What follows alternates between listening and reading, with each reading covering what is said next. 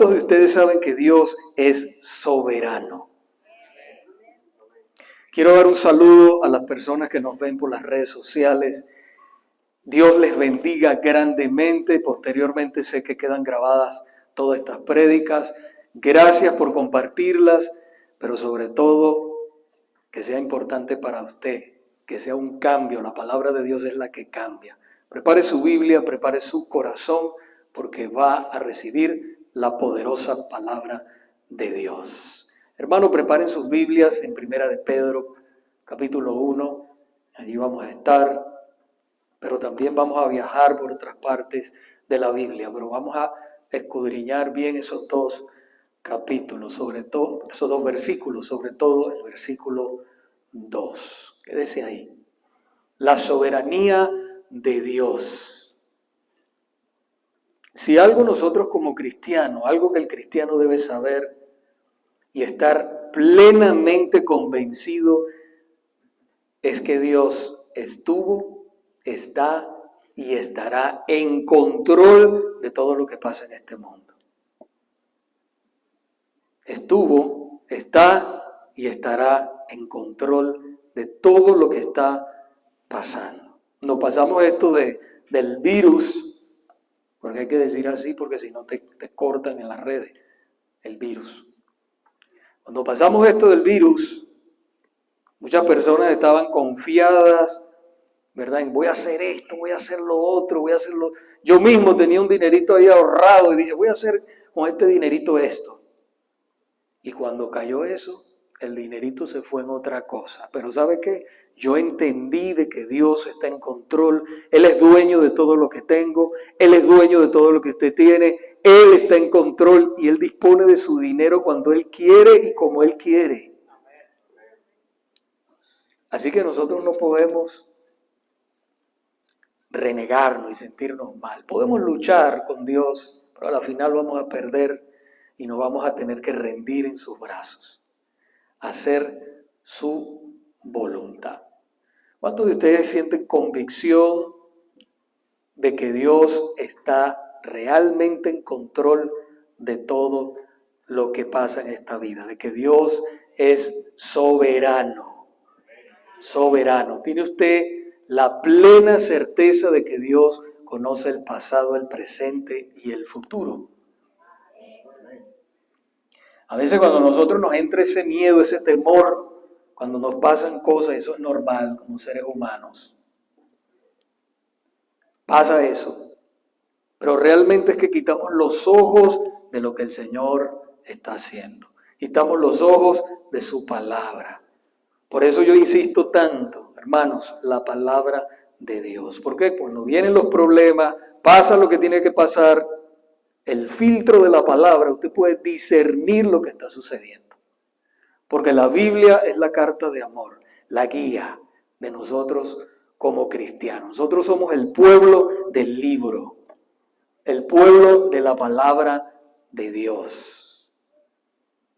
No sé si a ustedes les ha sucedido lo mismo que a mí me ha sucedido. Yo he estado a veces en situaciones que he estado luchando con Dios.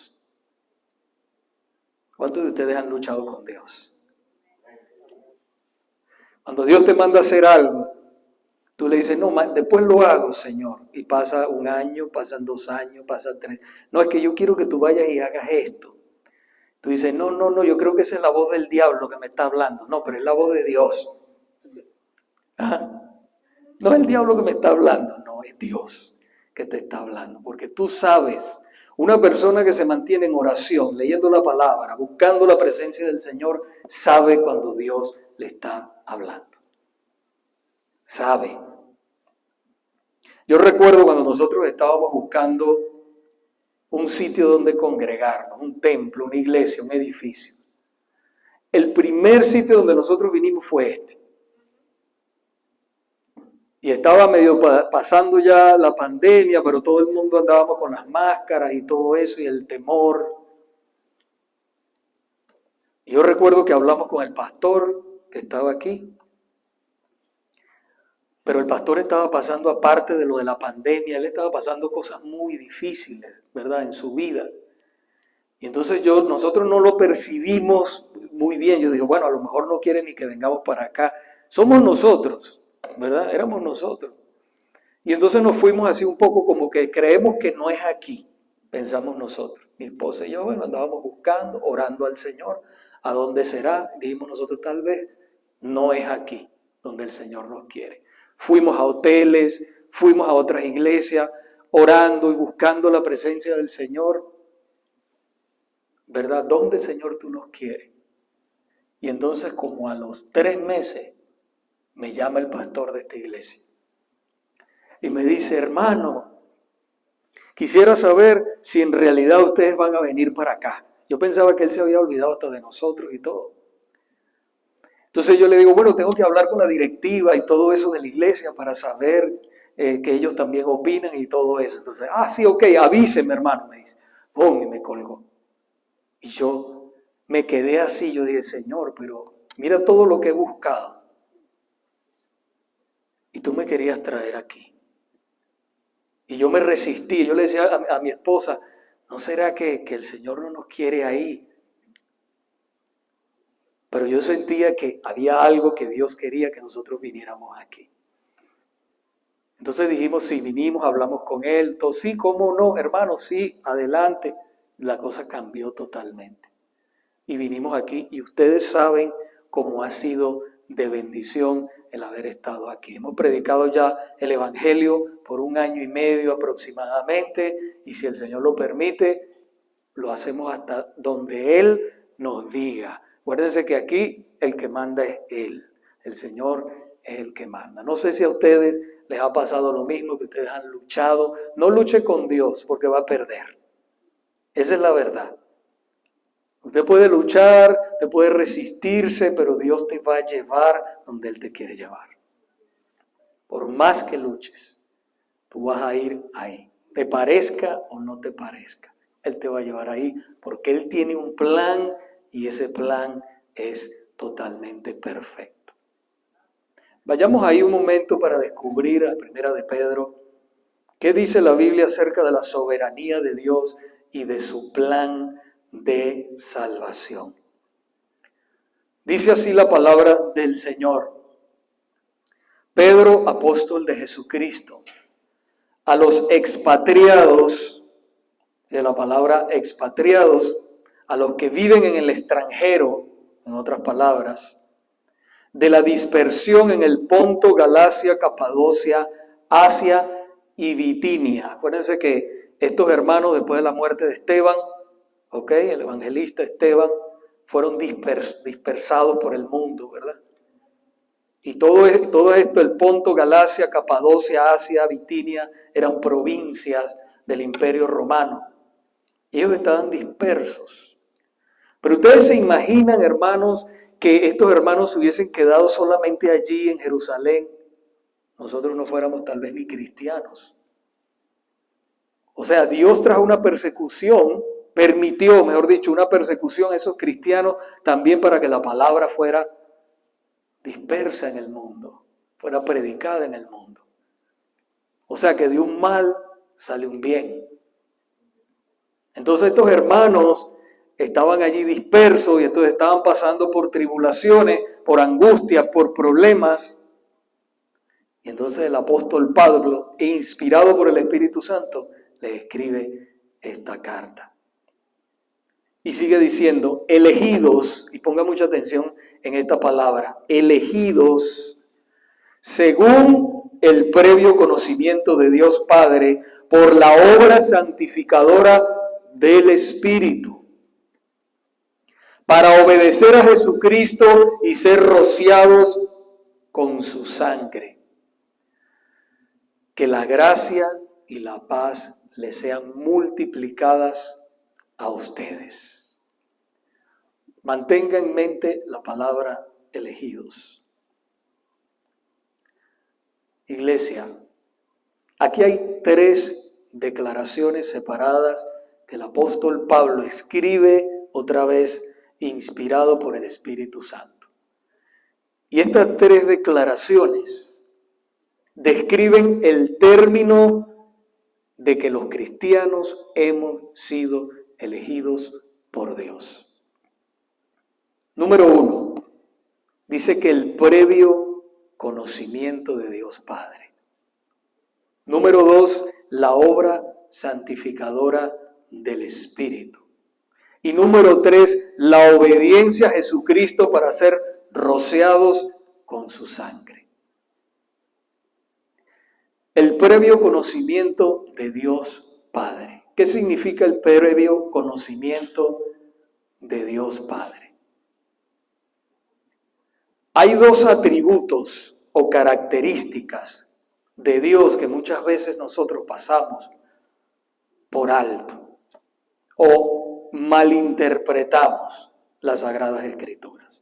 Y uno es la soberanía de Dios y el otro es su omnisciencia. La soberanía de Dios en este versículo significa que Él salva a quien quiere y cuando quiere. A veces nosotros pensamos, no, es que yo le he predicado a este hombre, a esta mujer, tanto tiempo y nada que se convierte. Pero Dios tiene un plan, hermanos. Nosotros no estamos llamados a convencer a nadie. Nosotros estamos llamados a predicar y a orar por las almas. Dios hace la obra en el corazón. Él es el que regenera y cambia. Como yo siempre les he dicho, yo puedo estar aquí, habla y no pasa nada si el Espíritu de Dios no obra en el corazón de nosotros. Entonces, esa es la soberanía de Dios.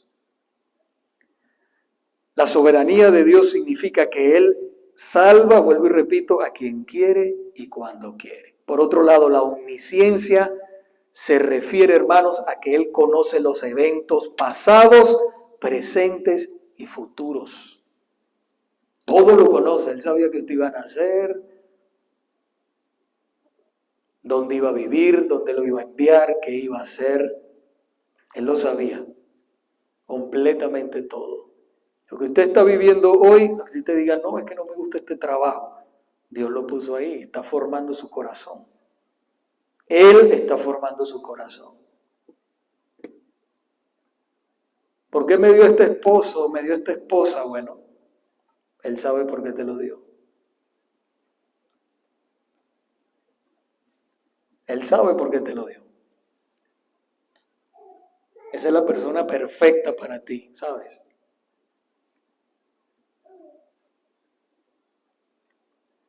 Este es el previo conocimiento de Dios, de que habla la Escritura que hemos leído en este día. Hechos capítulo 2, versículo 23, dice que Jesús fue entregado por el plan predeterminado y previo conocimiento de Dios. Fíjese, predeterminado y previo conocimiento de Dios. O sea, que no es que lo agarraron desprevenido, no. Sino que Dios ya sabía, ya tenía ese plan desde antes de la fundación del mundo. Y entonces sigue diciendo, y ustedes lo clavaron en una cruz por manos de impío y lo mataron. Otra porción bíblica que muchos de los teólogos le llaman y que a mí me encanta, le llaman la cadena de oro, se encuentra en Romanos capítulo 8, versículos 29 y 30. Ponga mucha atención con esto. Dice, porque a los que de antemano conoció, fíjese, los que de antemano conoció también los predestinó. Los predestinó a ser hechos conforme a la imagen de su Hijo. Está hablando de su Hijo Jesucristo, para que Él sea el primogénito entre muchos hermanos. Y mire el 30 lo que dice, a los que predestinó, a esos también llamó, y a los que llamó, a esos también justificó, y a los que justificó, a esos también glorificó. Fíjese la cadena de oro aquí, dice, los predestinó. ¿A quiénes predestinó? A los que iban a ser salvos desde antes de la fundación del mundo. Los justificó. ¿Cómo los justifica? ¿Cómo los hace justos? por Cristo. Cuando se arrepienten y ponen la fe en Cristo, los justifica, son justos delante del Padre. Romanos capítulo 5, versículo 1, justificados pues por la fe, tenemos paz para con Dios por medio de nuestro Señor Jesucristo. Justificados. Y entonces por último dice, lo glorificó. ¿Está hablando de qué? De la gloria.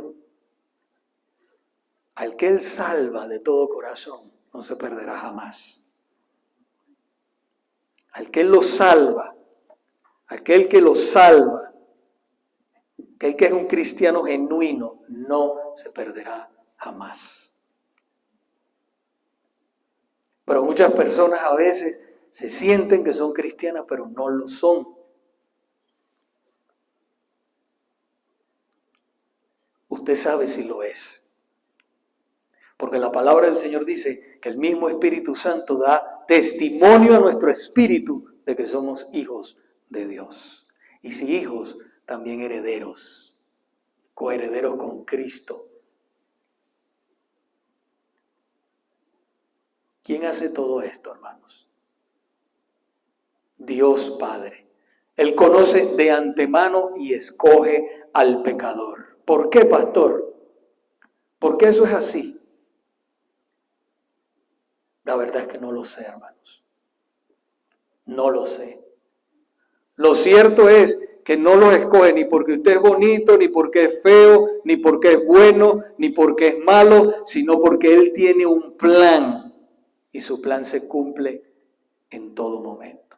Su plan es divino, su plan es justo y se cumple en cada momento.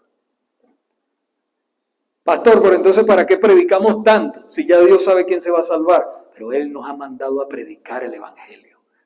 Tenemos el privilegio de ser colaboradores con Cristo, de ser embajadores, como dice 2 de Corintios capítulo 5. Tenemos ese privilegio de ser sus manos, de ser su boca, de ser sus pies, de ser sus ojos. Tenemos ese privilegio. Y si no lo hacemos, si no predicamos este evangelio tan poderoso, hermanos, Dios nos va a llamar a cuentas. Así que debemos predicarlo con todo el corazón. Efesios capítulo 2, versículos 8 y 9 dice, por gracia, porque por gracia ustedes han sido salvados por medio de la fe. ¿Qué es gracia? Favor inmerecido, un regalo. Y esto no procede de ustedes, sino que es un don de Dios, un regalo de Dios. Y no procede de nosotros. No por obras, no porque es bonito, no es porque es gordito, feíto, calvito, no. No por obras, ni porque da mucho dinero, nada de eso, hermanos. No por obras, para que nadie se gloríe. Nadie se gloríe. La salvación 100% es del Señor. Él es el que salva. No podemos decir, no, es que yo me salvé. No, es que cuando el Señor te salvó, Él es el que te salvó. Efesios 1, 4 y 5 dice, porque Dios nos escogió. Oiga bien otra vez la palabra, nos escogió en Cristo antes de la fundación del mundo para que fuéramos santos y sin mancha delante de Él. En amor nos predestinó. Fíjese que ya Dios lo sabía. Nos predestinó para adopción como hijos para sí, mediante Jesucristo, conforme a la buena intención de su voluntad, no de la nuestra. Yo recuerdo que yo le hablaba a mi suegro. Yo estaba recién convertido y le hablaba a mi suegro. A mí me gustaba mucho el capítulo 8 de Romanos. Me gusta todavía, capítulo precioso. Y yo se lo leía y yo le decía, pero usted no entiende lo que le estoy diciendo. Él decía, no entiendo. Claro, no puede entender, hermano. Ya después él se entregó al Señor. Pero para que una persona pueda entender, necesita la iluminación del Espíritu Santo. Si no, no puede entender la palabra de Dios. No la puede entender. Entonces sigue diciendo, en amor nos predestinó para adopción como hijos, para así, mediante Jesucristo, conforme a la buena intención de su voluntad. A la iglesia de los tesalonicenses declaró el apóstol Pablo, pero nosotros siempre tenemos que dar gracias a Dios por ustedes, hermanos amados por el Señor, porque Dios los ha escogido desde el principio para salvación. Mire lo que dice, los ha escogido desde el principio para salvación mediante la santificación por el Espíritu y la fe en la verdad. Gloria a Dios. Hermanos, Dios no se equivoca. Voy a repetir eso. Dios no se equivoca. El mismo Jesús dijo muy claro en Juan 6:44, nadie puede venir a mí si no le trae el Padre que me envió. Y yo lo resucitaré en el día final. Nadie puede venir a mí, dice el Señor. El Señor es el que trae a la gente. No, es que yo no quiero ser cristiano. No, es que arrastras, tiene que venirse la gracia irresistible. La gracia de Dios irresistible. Yo los he visto grandotes, hermanos, fuertes, y te dirán, no, ese no se convierte más nunca en su vida, es más malo. Tú lo ves llorando, cuando Dios los toca, lloran como niños, ahí en el altar. Porque nadie se puede resistir a Dios. Amén. Y ya después nosotros que el Señor nos salva, ¿quién se quiere resistir? ¿Ah? Tú dices, Señor, tócame todos los días si tú quieres. Yo quiero llorar delante de tu presencia. La presencia de Dios es lo más hermoso que hay, hermanos. También Jesús dijo en el Evangelio de Juan, capítulo 13, versículo 18, no hablo de todos ustedes. Él estaba hablando ahí a una multitud, ¿verdad? No hablo de todos ustedes. Yo conozco a los que he escogido. Él los conoce. Él conoce a los que Él ha escogido. La otra declaración del versículo 2 de Primera de Pedro que ya venimos estudiando, dice que el Espíritu santifica.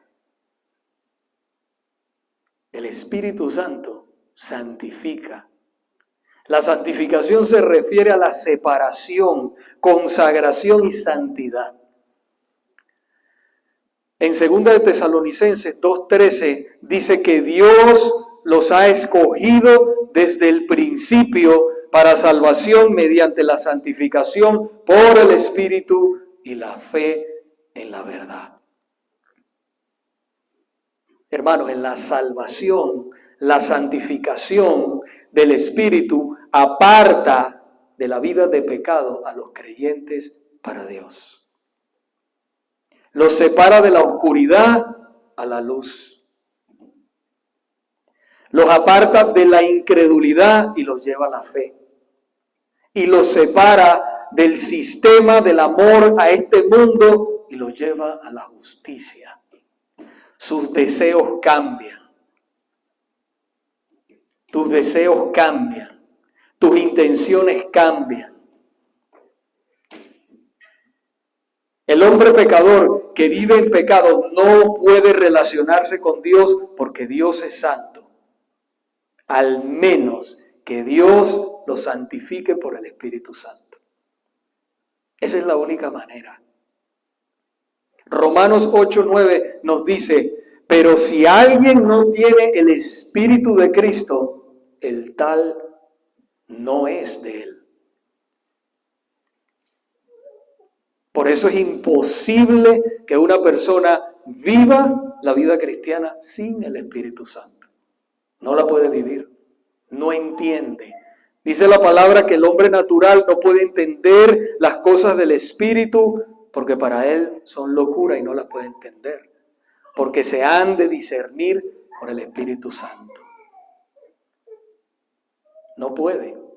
Nadie puede vivir la vida que agrada a Dios si no tiene el Espíritu Santo en él, si no mora el Espíritu. Usted puede ser religioso, usted puede ser un religioso, pero la religión no salva a nadie. Solo Cristo salva. Solo Cristo salva. ¿Cuántos dicen amén? Solo Cristo salva. Solamente Él salva. La religión no te salva. No, yo tengo 30 años. A mí me tocó una persona y me dijo, yo le dije, tú que eres salvo. Pero ¿cómo me vas a hacer esa pregunta? Yo tengo 30 años en la iglesia.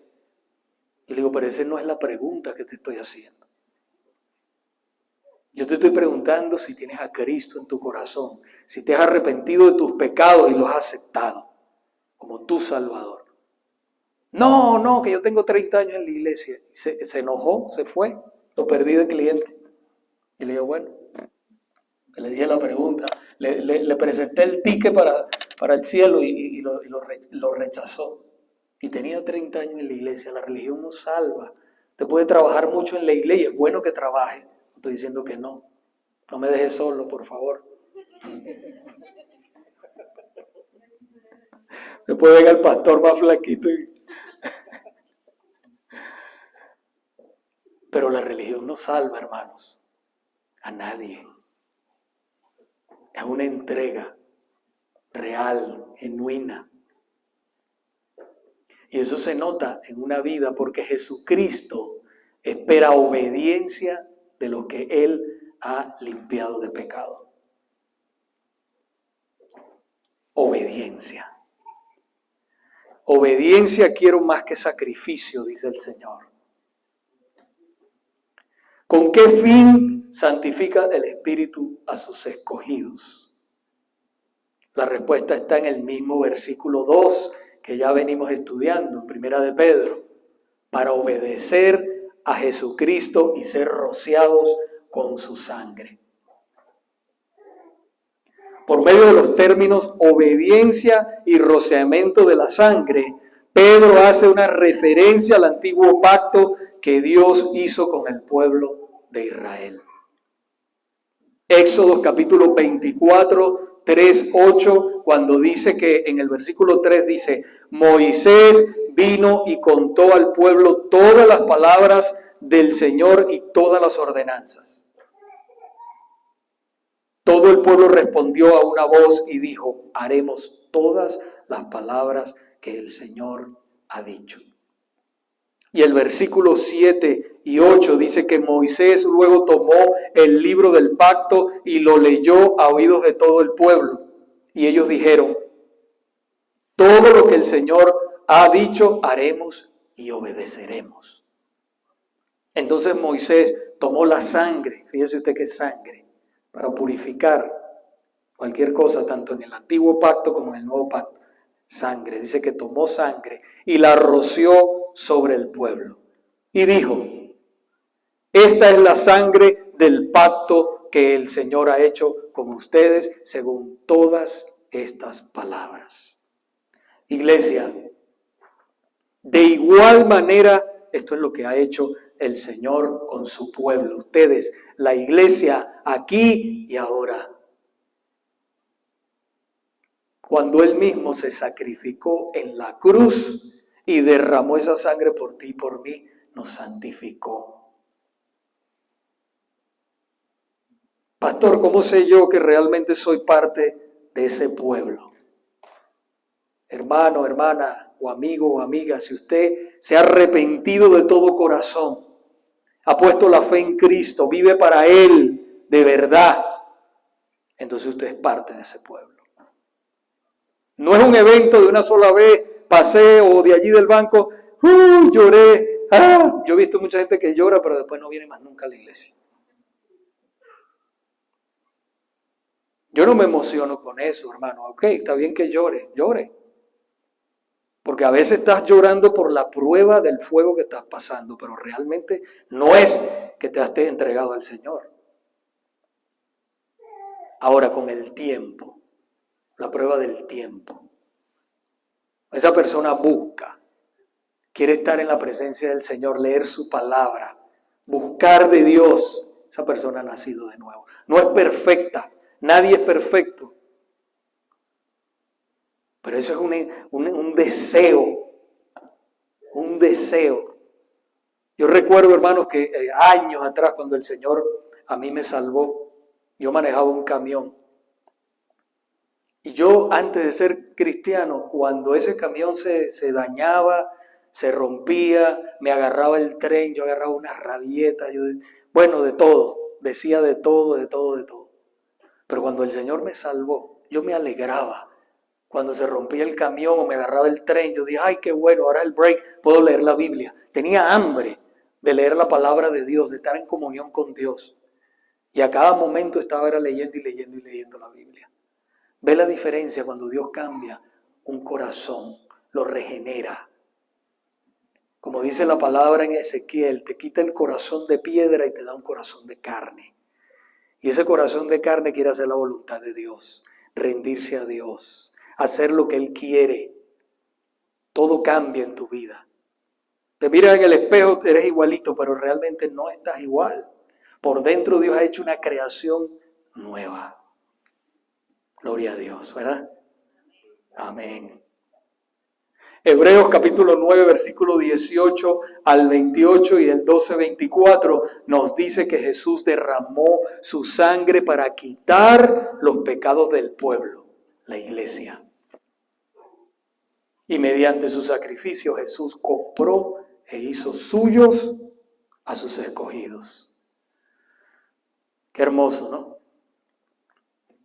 Ahora, hermanos, le debemos total obediencia y entrega. El apóstol Pablo sintió tal convicción en su vida que declaró en la carta de Gálatas capítulo 2 versículo 20. Con Cristo he sido crucificado. Escuche esto bien, uno de mis versículos favoritos. Con Cristo he sido crucificado y ya no soy yo el que vive. Ya yo no soy el que vive. Vive Cristo en mí. Y la vida que ahora vivo en esta carne, en este cuerpito, la vivo en la fe del Hijo de Dios, el cual me amó y se entregó por mí.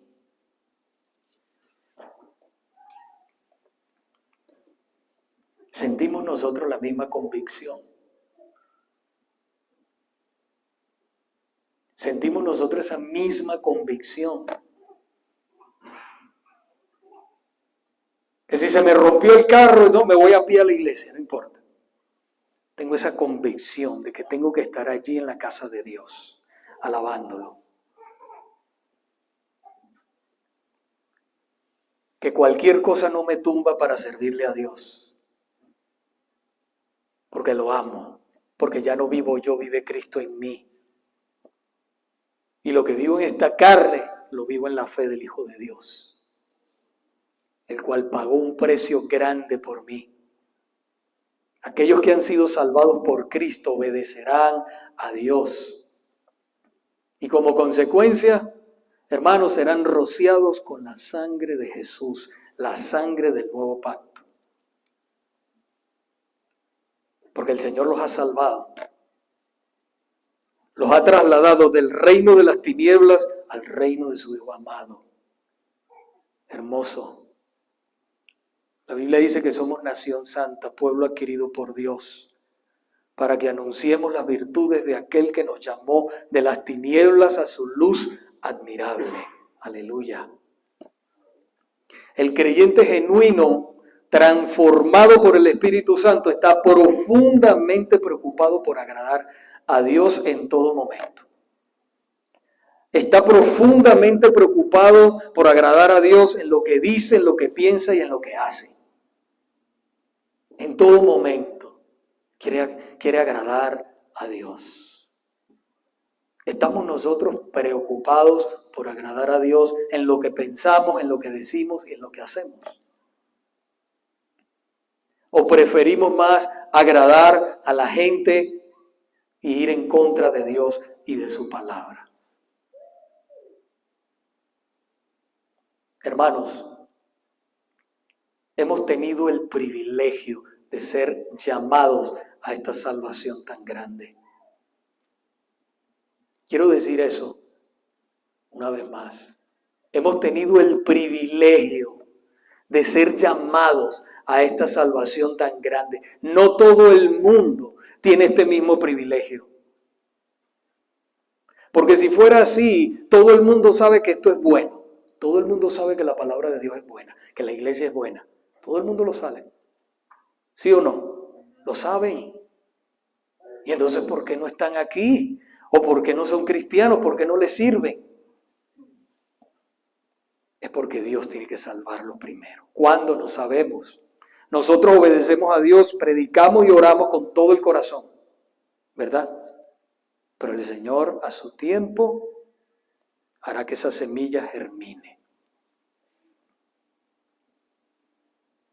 A su tiempo. Hemos sido llamados y tenemos ese privilegio. Por lo tanto, debemos obedecer al Señor por causa del alto precio que Él pagó, su sangre. ¿Usted cree que eso fue fácil? Sangre, hermanos, derramada en esa cruz, destruido, molido por nuestros pecados. Tomó Él nuestro lugar y nos amó. ¿Usted quiere ver el amor de Dios? Mire la cruz.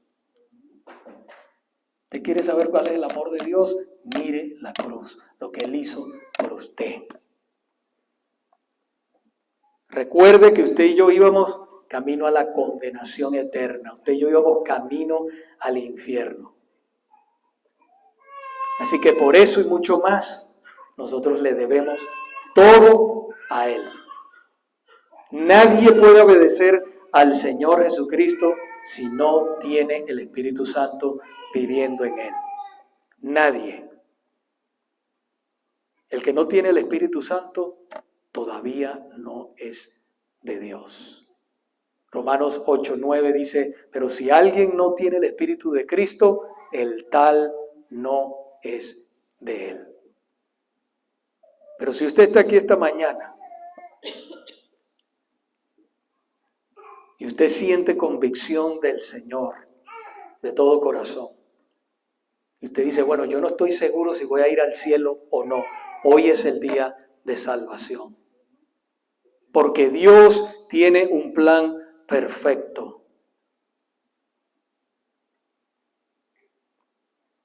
Y si usted está en ese plan perfecto, hoy es el día de salvación. No es casualidad que usted esté aquí hoy en esta iglesia. Pastor, es que usted ya me ve aquí hace un mes, hace 2 meses, no importa, un año. Yo comencé con usted aquí. No importa que haya comenzado conmigo. La pregunta es que si usted sabe que cuando usted cierre sus ojos aquí en este momento, usted los va a abrir en la presencia del Señor. Eso es lo más importante. Hermanos, cuando venga ese momento, todo se habrá acabado. Se acabó iglesia, se acabó enfermedad, se acabó problemas, tribulación, virus. Todas esas cosas se van a acabar. Y estaremos todos en la presencia del Señor. ¿Estás preparado? ¿Estás preparada para darle tu vida a Cristo? Para ir a la presencia del Señor. ¿Estás preparado para que el Señor te diga, ven buen siervo y fiel? En lo poco has sido fiel, en lo mucho te pondré. Entra en el gozo de tu Señor. Te dice, no, yo trabajo mucho en la iglesia, yo hago esto, yo hago lo otro, pero esa no es la pregunta. La pregunta es que si eres un cristiano, una cristiana genuina. Tenemos que revisar nuestros corazones para saber si estamos en Cristo. Eso es lo más importante. Porque el Señor dice en Mateo capítulo 7, muchos en aquel día me dirán, no, Señor, pero no profetizamos en tu nombre, echamos fuera demonios, hicimos tantos milagros, y el Señor les declarará, nunca los conocí, apártense de mí, hacedores de maldad. No nos podemos confundir. Toda la gloria del hombre se acabará en ese momento, en el día del juicio. Todo lo que usted ve, no se deje impresionar por esto, por lo otro, por los que digan, por el internet. Nada de eso, hermano. Usted asegúrese que usted esté en Cristo, eso es lo más importante. Porque no sabemos cuándo Dios nos va a llamar a su presencia. Vamos a estar puestos de pie para orar.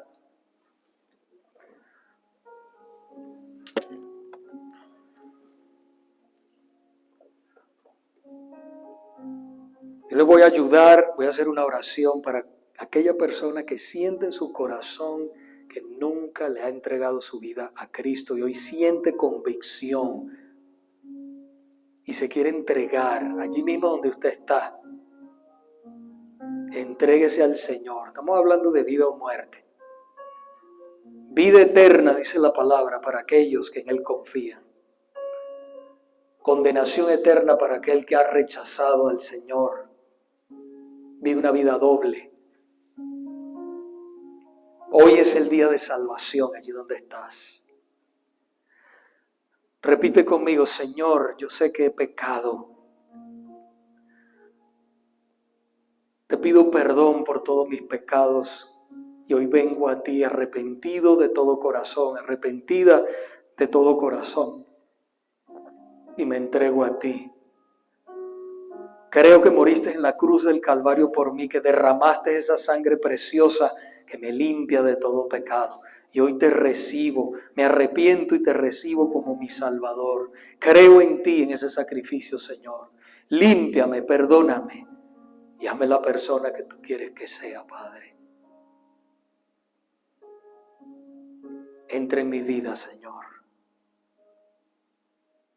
Y ayúdame, Señor, a vivir en este mundo como tú lo deseas, Padre. Gracias por salvarme. Y gracias porque un día te voy a ver. Y acabará todo. Y te veré a ti, Señor. Estaré en tu presencia cara a cara. En el nombre de Jesús. Amén.